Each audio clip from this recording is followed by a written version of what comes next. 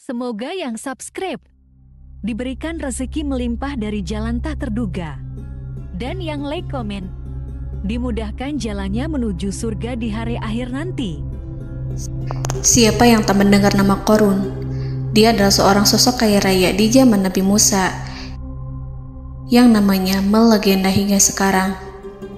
Kisahnya diabadikan dalam Al-Quran, bahkan menjadi peribahasa atau ungkapan di masyarakat guna menggambarkan seseorang yang mirip dengan tabiatnya atau menisbatkan harta yang ditemukan terpendam dalam tanah sebagai harta Qorun. Qorun adalah miliarder kaya raya yang hidup sejaman dengan Nabi Musa. Saking kaya rayanya, Qorun setiap kali keluar dari rumahnya, ia didampingi dengan 300 pelayan laki-laki dan 300 pelayan perempuan. Qorun juga dikawal oleh 4.000 pengawal yang diiringi 4.000 binatang ternak ditambah 60 ekor unta yang khusus membawa kunci-kunci gudang penyimpanan harta kekayaannya itu. Itu dilakukan semata-mata sebagai bentuk kesombongan bahwa dialah manusia paling kaya, paling terhormat, dan memiliki pengikut setia. Ia merasa lebih mulia dibandingkan Nabi Musa alaihissalam.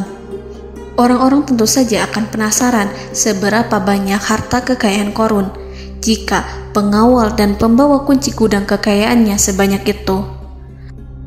Lalu berapa banyakkah harta yang dimiliki Qorun yang disimpan di dalam gudangnya tersebut? Sebelum saya melanjutkan, dimohon untuk menonton video ini sampai selesai supaya tidak ada kesalahpahaman dalam memahami isi cerita, serta mohon bantu channel ini semakin berkembang dengan cara tekan subscribe dan silakan tinggalkan like serta komen positifnya. Semoga dukungan pemirsa Risalah Kehidupan bernilai pahala dan menjadi wasilah dimudahkannya segala urusan pemirsa sekalian.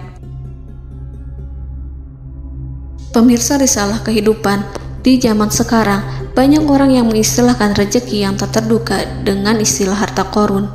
Lalu dari manakah sumber harta kekayaan Qorun yang sangat luar biasa itu? Serta di manakah Qorun dan hartanya ditenggelamkan?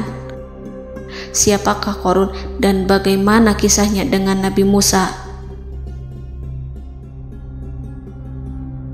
Qorun merupakan kaum Nabi Musa alaihissalam. Disebutkan oleh Ibnu Jurayj, nama lengkap Qorun adalah Qorun ibnu Yashar, ibnu Qahis, ibnu Lawi, ibnu Yakub. Ia merupakan putra paman atau sepupu Nabi Musa alaihissalam. Pasalnya, Nabi Musa alaihissalam sendiri adalah putra Imran, sedangkan Imran adalah putra Qahis.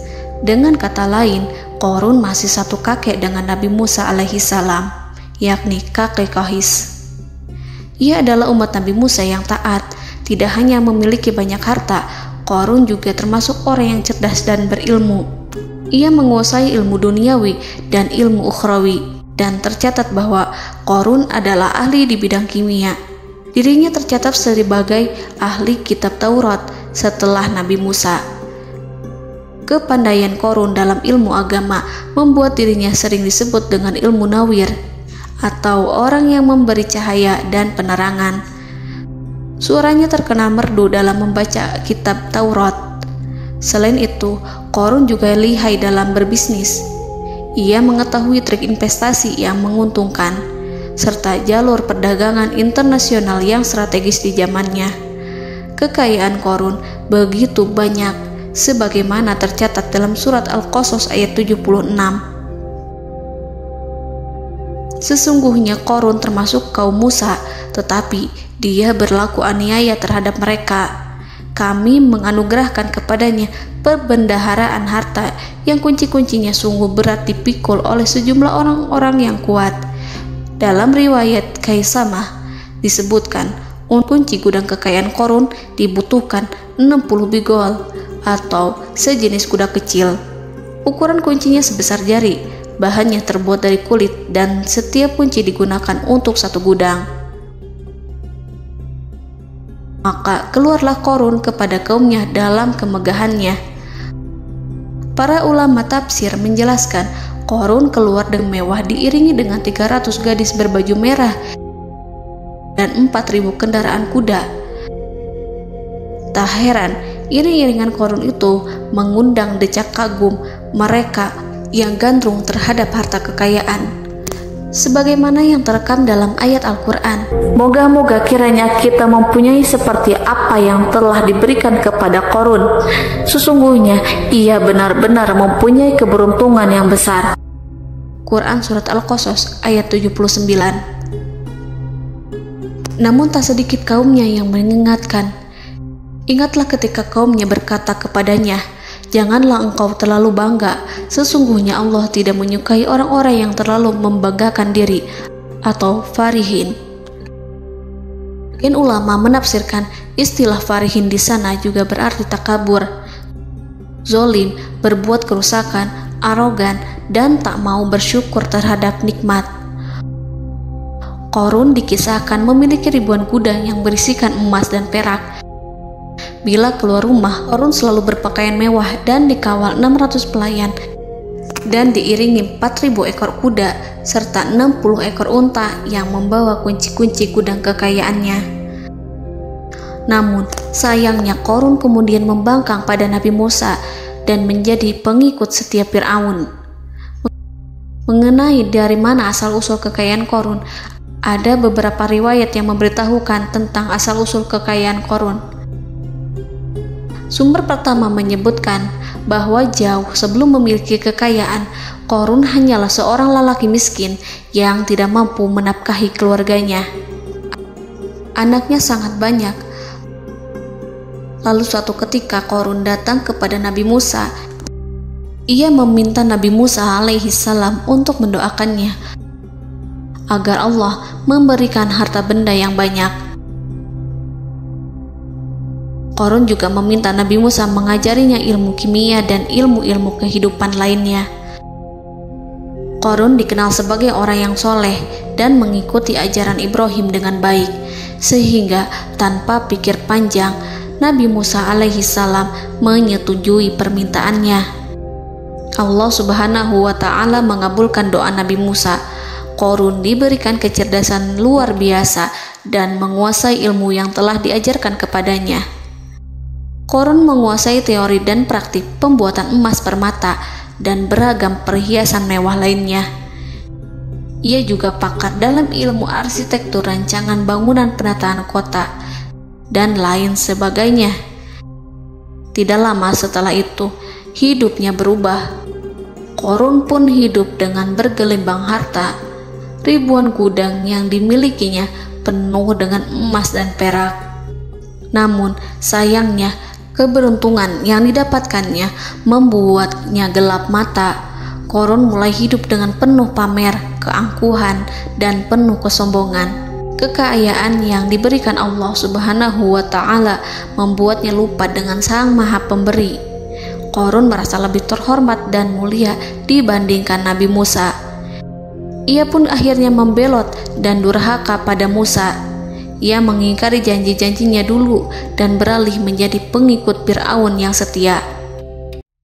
Loyalitas Qarun terhadap Fir'aun membuatnya diangkat menjadi kepala mandor yang membawahi ribuan pekerja. Dikisahkan bahwa Qarun bersikap semena-mena terhadap para pekerja. Ia tega memotong upah mereka. Ia melakukan korupsi demi membangun istana dan kemegahannya sendiri, dan untuk membangun gudang-gudang penyimpanan harta yang telah ia kumpulkan jauh-jauh hari. Ketika datang perintah zakat, Nabi Musa alaihi salam pergi menemui Qarun dan memerintahnya mengeluarkan zakat sebesar 1 dinar dari setiap 1000 dinar hartanya, 1 dirham dari setiap 1000 dirham, 1 kambing dari setiap 1000 kambing, dan seterusnya. Setelah Qarun menghitung seluruh hartanya, ternyata jumlah zakatnya sangat besar. Kekikirannya pun mulai menghalangi hatinya untuk mengeluarkan zakat. Qarun enggan membayar zakat ketika Nabi Musa alaihissalam menagih zakat yang diperintahkan oleh Allah untuk ditunaikan olehnya. Ketika Qarun dimintai zakat, ia langsung marah dan tidak memberikan sedikit pun kekayaannya. Dia berpikir bahwa harta kekayaan yang dimilikinya didapat dari hasil kerja dan usahanya, dan tidak ada kaitannya dengan siapapun, termasuk Allah Subhanahu wa Ta'ala. Janji Qarun untuk lebih taat beribadah dan membantu sesama jika diberi kekayaan oleh Allah dilupakannya. Dia mempergunakan kekayaannya tersebut dalam kesesatan, kezoliman, dan permusuhan, sehingga membuatnya menjadi sombong dan terlena. Orang-orang beriman pada masa itu sering menasihati Qarun untuk bersyukur atas nikmat yang telah Allah berikan, tetapi dia tidak mengindahkan nasihat tersebut. Dari sikapnya tersebut sudah jelas bahwa Qarun tidak membutuhkan nasihat kebenaran, bahkan merasa tidak takut dengan ancaman Allah. Sebab Qarun merasa sudah memiliki segalanya. Qarun merasa dirinya hebat dan pintar serta punya banyak pengikut setia, punya banyak pengawal dan merasa aman karena dekat dengan Raja Fir'aun. Qarun berkata, "Sesungguhnya aku mendapatkan harta ini karena ilmu yang ada padaku." Qarun sangat sombong. Ia merasa hartanya didapatkannya sendiri tanpa campur tangan dan kehendak Zat yang Maha Kaya, yakni Allah Subhanahu wa Ta'ala. Apakah Qarun lupa ataukah ia tidak tahu bahwa Allah telah membinasakan orang-orang sombong sebelumnya yang bahkan lebih kuat darinya, yang lebih kaya darinya, yang lebih banyak pengawalannya, lebih kokoh dan tak terkalahkan dibanding dirinya? Karena terdorong sifat kikir dan angkuh, maka Qarun membuat rencana untuk melakukan tipu daya agar dia terlepas dari kewajiban membayar zakat. Dia ingin menjatuhkan nama baik dan citra baik Nabi Musa. Kemudian dia mengumpulkan tokoh-tokoh konglomerat Bani Israel. Ia berkata kepada mereka, "Wahai saudara-saudaraku, terhadap apa yang diperintahkan Musa untuk membayar zakat, apakah kalian akan mematuhinya? Sekarang dia hendak mengambil harta yang ada di tangan kalian, maka pikirkanlah suatu cara untuk menghindari perintahnya." Para pembesar-pembesar yang dipanggil kemudian menjawab, "Wahai paduka Qarun, engkau lebih besar daripada kami. Kami akan melakukan apapun yang kau inginkan." Qarun berkata, "Datangkanlah kepadaku wanita cantik. Aku akan memberinya hadiah besar jika ia berhasil menggoda dan memfitnah Musa." Ketika wanita cantik yang diinginkannya datang, Qarun memberikan kepadanya uang muka sebagai jaminan. Ia akan membayarkan seluruh yang dijanjikannya ketika berhasil menjalankan misinya. Bukan hanya itu, Qarun pun berjanji akan menjadikan wanita ini sebagai istrinya. Keesokan harinya, Qarun mengumpulkan Bani Israel. Setelah itu, Qarun menghadap kepada Nabi Musa seraya berkata, "Orang-orang menanti kedatangan Anda, sampaikanlah saran dan nasihat kepada mereka." Nabi Musa kemudian keluar dari rumahnya. Ia mulai menyampaikan nasihat pada umatnya. Di antara nasihatnya, beliau berkata, "Barang siapa yang mencuri, aku akan memotong tangannya. Barang siapa yang memfitnah, aku akan mencambuknya sebanyak 70 kali. Barang siapa yang tidak mempunyai istri dan dia berbuat zina, maka aku akan mencambuknya sebanyak 70 kali. Adapun barang siapa yang memiliki istri dan ia berbuat zina, aku akan rajam dia sampai mati." Qarun kemudian berkata, "Apakah ini juga berlaku untuk Anda jika Anda sendiri yang berbuat zina?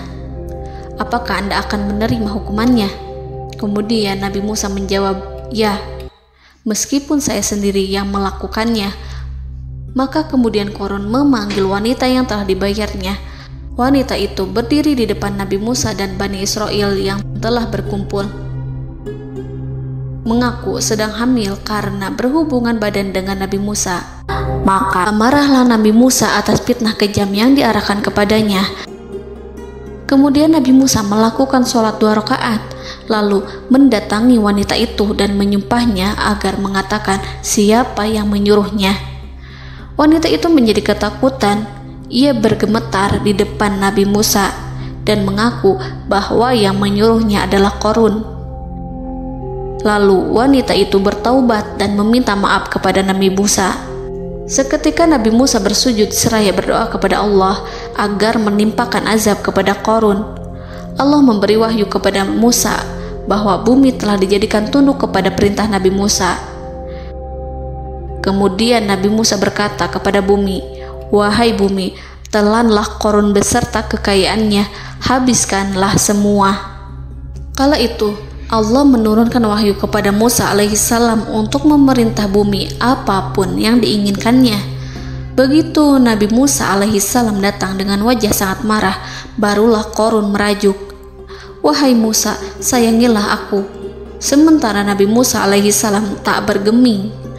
Beliau lantas berkata pada bumi, "Wahai bumi, ambillah mereka." Seketika rumah Qarun mulai bergetar. Qarun dan antek-anteknya mulai dibenamkan hingga bagian lututnya. Rumahnya ikut turun sedalam lutut.